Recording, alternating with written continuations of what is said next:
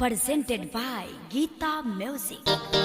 चिकटिया पंचायत वासियों से नम्र निवेदन है कि आने वाले पंचायत चुनाव में मुखिया पद के भावी उम्मीदवार नंदू कुमार को भारी मतों से विजयी बनाए।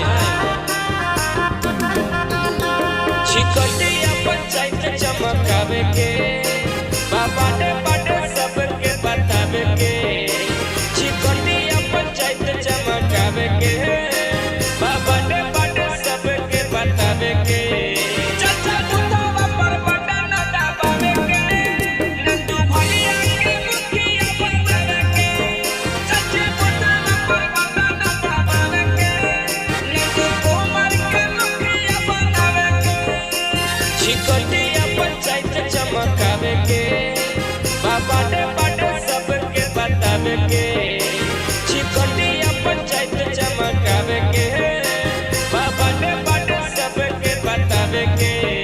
चाचा बुतावा पर बड़ा न दबावे के नंदू भैया के मुखिया बनावे के।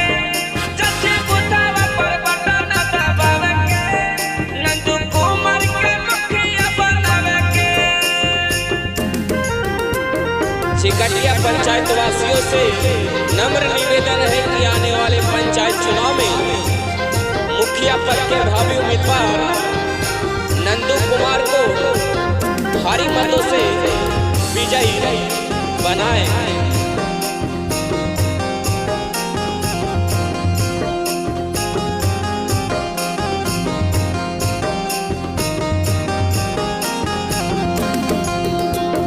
शिक्षित समाज से भी सुशील उम्मीदवार नंदू भैया बनल सबके मददगार। शिक्षित समाज से भी सुशील उम्मीदवार नंदू भैया बनल सबके मददगार। घर में विचार बनावे के इन्हीं के अबरी जितावे के।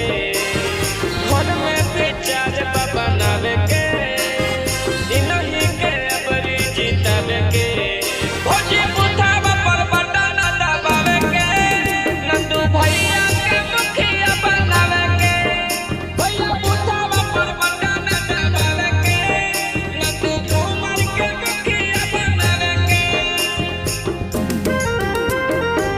चिकटिया पंचायत वासियों से नम्र निवेदन है कि आने वाले पंचायत चुनाव में मुखिया पद के भावी उम्मीदवार नंदू कुमार को भारी मतों से विजयी बनाए।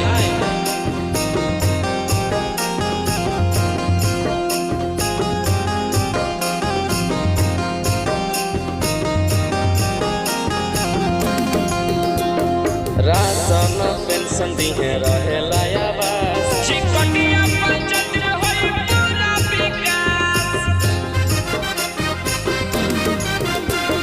राशन पेंशन दी है रहे लायाबास। चिकटिया पंचायत होई पूरा विकास। हे बेरा नहीं भुलाए के भोरे भोरे बुथवा पर जाए के। हे बेरा नहीं भुलाए के भोरे भोरे बुथवा पर जाए के। दादा बुतावा पर बड़ा न दबावे के नंदू भैया के मुखिया बनावे के। दादी बुतावा पर बड़ा न दबावे के नंदू कुमार के मुखिया बनावे के।